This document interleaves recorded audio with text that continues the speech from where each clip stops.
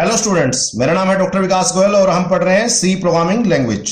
सी programming language पे अब तक हम 3 वीडियो लेक्चर अपलोड कर चुके हैं। होपफुली अब तक आपको सी प्रोग्रामिंग के बेसिक समझ में आ चुके होंगे। जैसे हमने लास्ट लेक्चर में डिस्कस किया था कि किसी भी लैंग्वेज को समझने से पहले आपको पहले लेटर सीखने पड़ेंगे। तो सबसे पहले हमने सीखा कैरेक्टर सेट लास्ट लेक्चर में। उसके बाद लेटर्स को कंबाइन करके बनते हैं वर्ड्स। वर्ड्स को प्रोग्रामिंग लैंग्वेज में टोकन्स बोलते हैं। तो आज का टॉपिक है हमारा टोकन्स। तो एक तरह से token are the words in any programming language. तो किसी भी प्रोग्रामिंग लैंग्वेज में वर्ड्स को टोकन नाम देते हैं। अब देखते हैं टोकन क्या होता है। It is the smallest individual unit of any program. किसी भी प्रोग्राम को आप तोड़ते रहो तोड़ते रहो तोड़ते रहो, जो स्मॉलेस्ट यूनिट बचेगी that is known as token. अब इसका एग्जांपल हम सीखेंगे, thereafter it will be much clear to you. तो किसी भी प्रोग्राम की स्मॉलेस्ट यूनिट को बोलते हैं टोकन। उसके बाद ऑब्वियसली वो ऑलरेडी स्मॉलेस्ट है तो वी कैन नॉट स्प्लिट। तो हम उसको फर्दर स्प्लिट नहीं कर सकते, फर्दर नहीं तोड़ सकते क्योंकि वह पहले ही स्मॉलेस्ट है। तो इसलिए टोकन्स को इनडिविजिबल भी बोलते हैं, मतलब जिसको डिवाइड नहीं किया जा सकता। तो नेक्स्ट है every instruction of a program is the collection of tokens. तो प्रोग्राम की हर इंस्ट्रक्शन के अंदर काफी टोकन्स यूज होते हैं। तो कैसे यूज होते हैं हम बात करेंगे इसके बारे में। Lastly, since tokens are use to construct a program, क्यों टोकन से क्या बनते हैं इंस्ट्रक्शंस, और इंस्ट्रक्शन से क्या बनते हैं programmes. So they are also called as building blocks of the program. तो प्रोग्राम के बिल्डिंग ब्लॉक्स क्या होते हैं टोकन्स। ठीक है, तो टोकन स्मॉलेस्ट होते हैं, इसको आप फर्दर डिवाइड नहीं कर सकते। और हर इंस्ट्रक्शन में कुछ ना कुछ टोकन्स आपको मिलेंगे। और आपको पता है जब इंस्ट्रक्शन को आप इकट्ठा कर लेते हैं तो आपके प्रोग्राम बनते हैं। तो अल्टीमेटली टोकन से इंस्ट्रक्शंस बन रहे हैं और इंस्ट्रक्शन से प्रोग्राम बन रहे हैं। तो इसलिए बोला जाता है कि प्रोग्राम के बिल्डिंग ब्लॉक्स कौन है टोकन्स। ध्यान रखिएगा। तो अब देखते हैं टोकन्स कितने टाइप के होते हैं। तो फर्स्ट टाइप ऑफ टोकन है दैट इज कीवर्ड। तो कीवर्ड जो है वो प्री डिफाइंड वर्ड्स होते हैं जिनका स्पेसिफिक मीनिंग होता है, जो ऑलरेडी कंपाइलर को पता होता है। तो आपको कुछ एग्जांपल पता होंगे, मैं लिख देता हूं, डिटेल में बाद में बात करेंगे। इंट, फ्लोट, कैर। किसी को समझ में आ रहे हैं कीवर्ड तो ठीक है, नहीं समझ में आ रहे तो हम इसके बारे में डिटेल में बात करेंगे, तो टेंशन लेने की जरूरत नहीं है। तो एक्सेट्रा। उसके बाद आता है second type of token that is identifier. Identifier is the name given to anything in the whole program. तो पूरे प्रोग्राम में जब भी आप कोई नाम रखते हैं तो उसको बोलते हैं आइडेंटिफायर।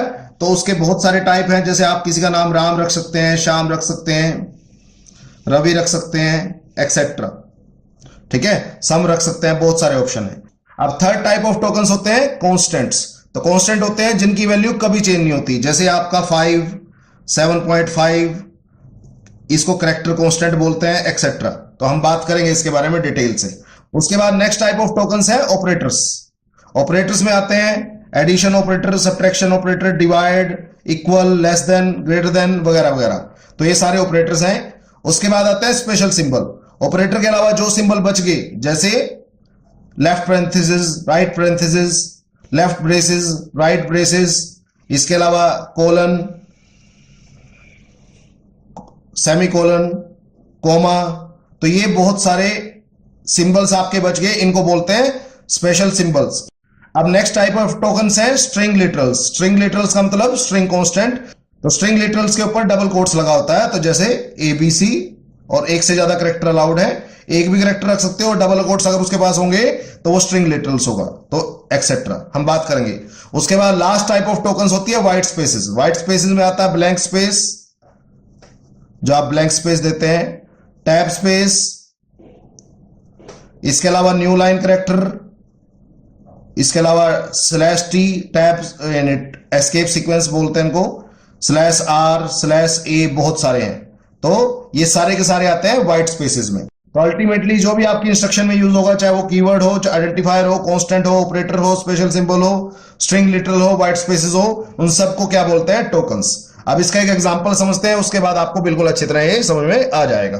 नेक्स्ट, एक इंस्ट्रक्शन में टोकन्स काउंट करते हैं एक एग्जांपल के थ्रू। तो count the number of tokens in this instruction, int a = 5, semicolon. तो होपफुली कुछ बच्चों को इसके इंस्ट्रक्शन का मतलब पता होगा, अगर जिनको थोड़े बहुत बेसिक्स ऑफ सी पता है। नहीं पता है तब भी कोई दिक्कत नहीं है, हम इसके बारे में डिटेल से बाद में बात करेंगे। तो आपके पास सबसे पहले इंट है, मैं थोड़ा बड़ा बड़ा लिख रहा हूं। उसके बाद स्पेस है, उसके बाद a है, उसके बाद मैं मान के चल रहा हूं यहां स्पेस है, अगर गिवन है तो, जरूरी नहीं है। उसके बाद इक्वल है, उसके बाद दोबारा स्पेस ले लिया मैंने, मर्जी है, अगर गिवन होगा तो आपने लेना है, नहीं तो नहीं लेना। उसके बाद 5 है, उसके बाद दोबारा स्पेस में मान के चल रहा हूं, वैसे जरूरी नहीं है, यहां भी लिख देता हूं इफ गिवन। ठीक है, अगर गिवन होगा तो काउंट करेंगे, नहीं तो नहीं। और लास्टली ये सेमीकोलन। ठीक है, अब होपफुली आपको पता होगा जो ये इंट होती है इसको बोलते हैं डेटा टाइप, और ये होती है हमेशा कोई ना कोई कीवर्ड। तो ये क्या है, कीवर्ड। तो एक का टोकन काउंट हो गया। उसके बाद ए होपफुली कुछ बच्चों को पता होगा, इसको बोलते हैं वेरिएबल नेम। और वेरिएबल नेम हमेशा कोई ना कोई आइडेंटिफायर होता है, आपकी मर्जी है उसका नाम आपने क्या रखा है। जैसे मेरा नाम विकास है, किसी का नाम रवि होगा, किसी का नाम श्याम होगा, किसी का नाम रूपम होगा। जो भी नाम है ऑब्वियसली वो एक आइडेंटिफायर है। ठीक है, तो अब ये हो गया दूसरा टोकन, 2 टोकन हो गए यहां तक। उसके बाद ये है इक्वल। इक्वल होता है ऑपरेटर। ठीक है, तो ये है ऑपरेटर। तो यहां से आ गया थर्ड टोकन, 3 टोकन हो गए। उसके बाद नेक्स्ट 5 आपको पता है ये कांस्टेंट है, तो कांस्टेंट है वो भी आपका टोकन है।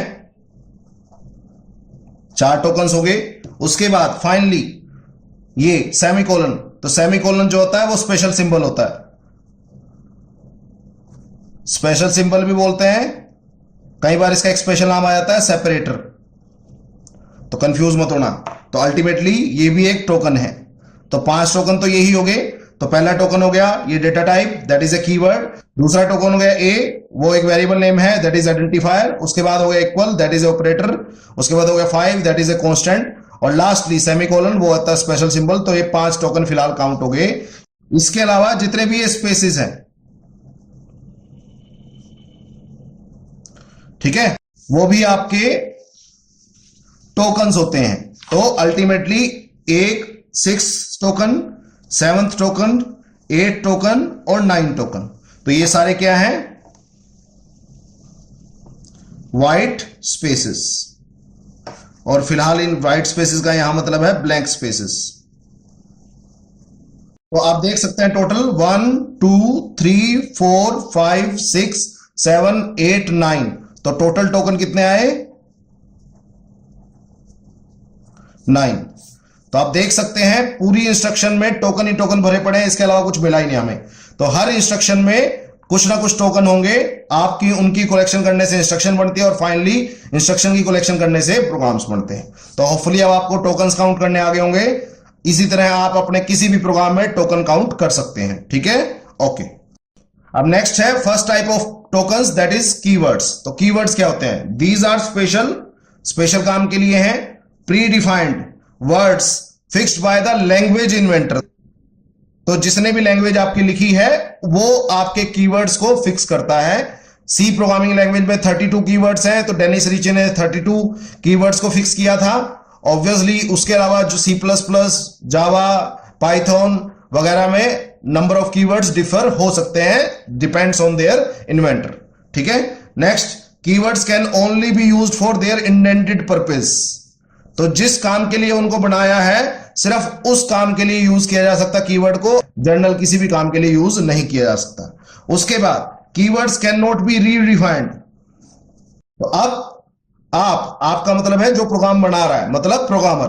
तो प्रोग्रामर जो है वो आपके कीवर्ड्स को रीडिफाइन नहीं कर सकता, जो उनका प्री डिफाइंड मीनिंग है वही रिटेन रहेगा, उसके अलावा आप उसको कोई नया मीनिंग अलॉट नहीं कर सकते। उसके बाद all keywords are written in lower case. तो सारे के सारे कीवर्ड्स हमेशा लोअर केस लेटर में लिखे जाते हैं, ध्यान रखना। उसके बाद देयर आर टोटल 32 कीवर्ड्स। तो सी प्रोग्रामिंग लैंग्वेज में 32 कीवर्ड है, किसी और प्रोग्रामिंग लैंग्वेज में और ज्यादा भी हो सकते हैं और कम भी हो सकते हैं। ठीक है, next, last, keywords are sometimes also called as reserved words. तो इनका एक अल्टरनेट नेम रिजर्व्ड वर्ड भी होता है, but there is an minor difference between keywords and reserved word.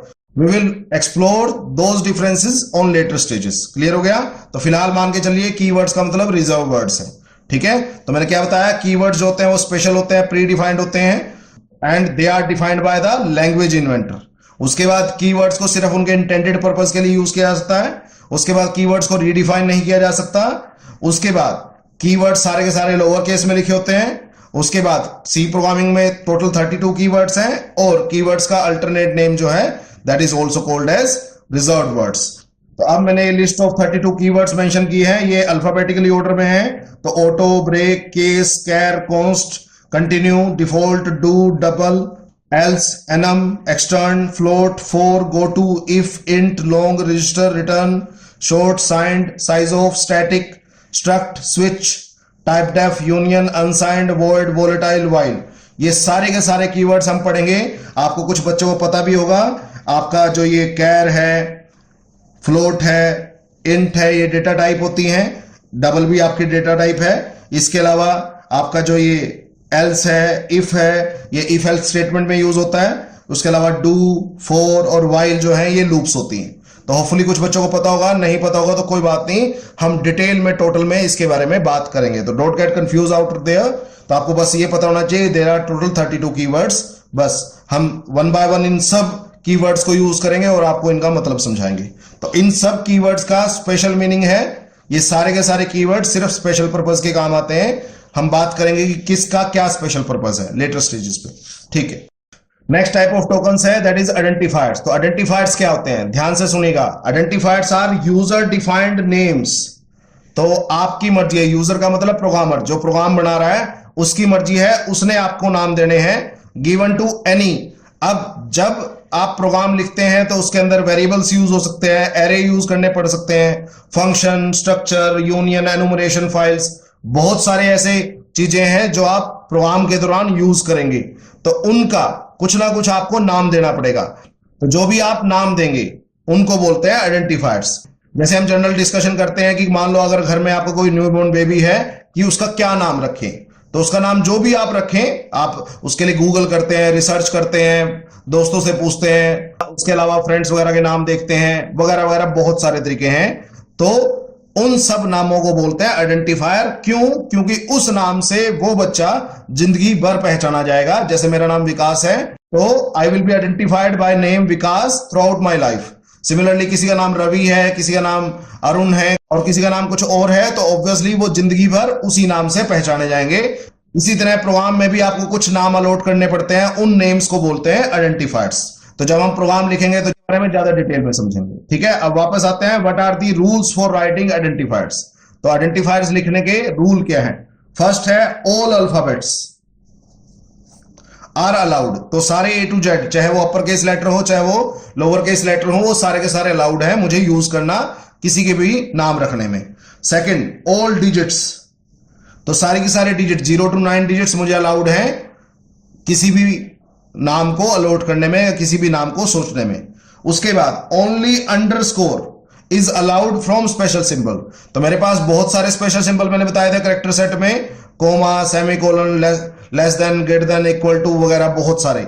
उसमें से सिर्फ एक अंडरस्कोर ऐसा है जो आपको अलाउड है नाम रखने में, ठीक है। तो सी प्रोग्रामिंग में सारे अल्फाबेट्स, सारे डिजिट्स और स्पेशल सिंबल में से सिर्फ अंडरस्कोर और कुछ नहीं, ठीक है, अलाउड है आपको नाम रखने के लिए। उसके बाद फोर्थ पॉइंट है identifier can start with either alphabet और अंडरस्कोर। तो आपका कोई भी आइडेंटिफायर है वो सिर्फ अल्फाबेट या अंडरस्कोर से स्टार्ट हो सकता है। It can't start with any digit, ये बात आपको ध्यान रखनी है। तो आप स्टार्टिंग में डिजिट नहीं रख सकते किसी भी नाम में। तो स्टार्टिंग में 0 to 9 यूज नहीं कर सकते आप, उसके अलावा अल्फाबेट्स और अंडरस्कोर यूज कर सकते हैं। फिफ्थ है no spaces allowed in the identifier. तो किसी का नाम अगर आपने रखना है, जैसे मेरा नाम विकास गोयल है, तो विकास स्पेस गोयल नहीं रख सकता मैं नाम, या रेट ऑफ इंटरेस्ट मैंने नाम रखना है किसी का, तो rate space of space interest नहीं रख सकता। स्पेस अलाउड नहीं है नामों के बीच में, तो आइडेंटिफायर में स्पेस अलाउड नहीं है, ध्यान रखिएगा। उसके बाद the identifier must not be any keyword और रिजर्व्ड वर्ड। तो आपका आइडेंटिफायर जो आप नाम रखेंगे वो कोई कीवर्ड या रिजर्व्ड वर्ड नहीं हो सकता। तो मैंने 32 कीवर्ड्स की आपको लिस्ट दी है, इनमें से आप कोई भी नाम एज ए आइडेंटिफायर यूज नहीं कर सकते। ये सारे ऑलरेडी बुक्ड हैं और इनका स्पेशल मीनिंग है, तो इनको आप एज ए नेम यूज नहीं कर सकते किसी भी चीज के लिए। उसके बाद लास्ट है पॉइंट 7th, ये एक इंपॉर्टेंट पॉइंट है, ध्यान रखिएगा। लेंथ ऑफ एन आइडेंटिफायर, कि आइडेंटिफायर की लेंथ कितनी हो, it will depend from machine to machine, कि मशीन में ऑपरेटिंग सिस्टम 32 बिट का है या 64 बिट का है, तो फर्क पड़ता है उस बात से। But it is always advisable कि मैक्सिमम आप 32 कैरेक्टर्स का आइडेंटिफायर यूज करें, उससे ज्यादा आइडेंटिफायर यूज ना करें, ठीक है, आप यूज कर सकते हैं, बट वो फिर मशीन टू मशीन कुछ प्रॉब्लम क्रिएट कर सकता है। तो इट्स ऑलवेज गुड कि आप मैक्सिमम लेंथ कितनी रखें आइडेंटिफायर की, 32। ओके, तो आई बात समझ में। तो सारे अल्फाबेट्स अलाउड हैं, सारे डिजिट्स अलाउड हैं, सिर्फ अंडरस्कोर अलाउड है। जो आपका आइडेंटिफायर है वो सिर्फ अल्फाबेट या अंडरस्कोर से स्टार्ट हो सकता है, डिजिट से स्टार्ट नहीं हो सकता।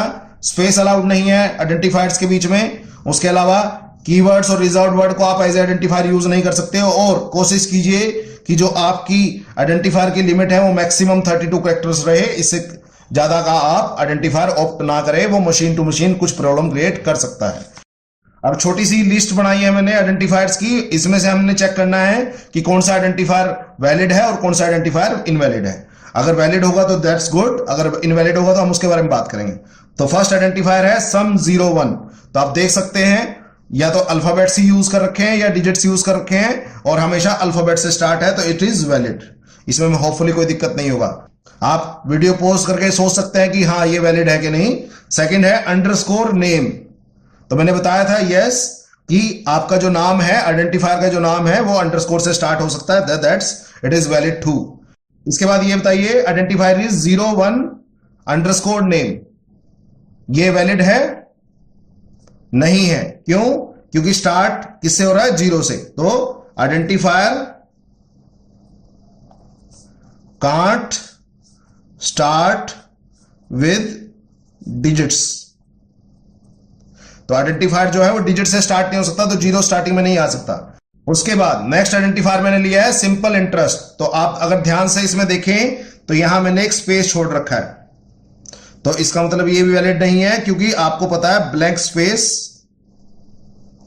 Are not allowed. उसके बाद राम, आर बड़ा है, ए छोटा है, एम बड़ा है, अंडरस्कोर जी अंडरस्कोर 001। तो इसमें मेरे को लगता नहीं कोई दिक्कत होगी मैक्सिमम बच्चों को। ये एक वैलिड आइडेंटिफायर है, क्योंकि आप upper case letter lower case letter सब यूज कर सकते हैं, अंडरस्कोर भी यूज कर सकते हैं, डिजिट्स भी यूज कर सकते हैं। उसके बाद इंट, किसी भी आइडेंटिफायर का नाम इंट हो सकता है? नहीं हो सकता, क्योंकि int is a keyword.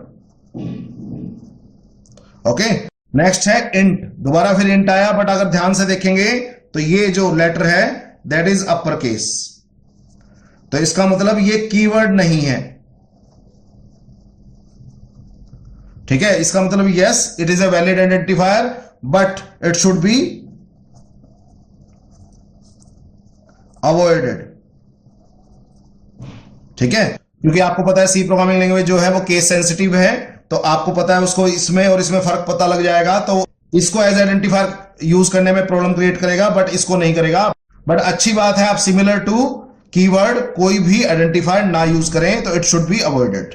Clear हो गया? तो होपफुली अब आपको टोकन्स समझ में आ गए होंगे, टोकन्स क्या हैं और कितने टाइप के हैं। उसके बाद हमने first type of token that is keywords पढ़ा, और उसके बाद हमने सेकंड टाइप ऑफ टोकन पढ़ा आइडेंटिफायर। नेक्स्ट लेक्चर में हम पढ़ेंगे third type of token that is constants, और कॉन्स्टेंट्स के ऊपर आपके रिटन टेक्निकल टेस्ट में जब भी कैंपस प्लेसमेंट होती है या गेट का टेस्ट होता है या कोई भी इसरो का, डीआरडीओ का, जहां भी आपका C programming language as a subject है, उसके बेस पे काफी अच्छे न्यूमेरिकल प्रॉब्लम आते हैं, ऑब्जेक्टिव टाइप क्वेश्चन आ सकते हैं। तो हम नेक्स्ट लेक्चर में उनकी बात करेंगे। तो नेक्स्ट लेक्चर भी बहुत बहुत इंपॉर्टेंट लेक्चर है, ध्यान रखिएगा। ठीक है, आज के लिए इतना ही। अगर आपको लेक्चर पसंद आ रहे हैं तो प्लीज लाइक द वीडियो और दोस्तों के साथ जरूर शेयर कीजिए। ठीक है, ओके।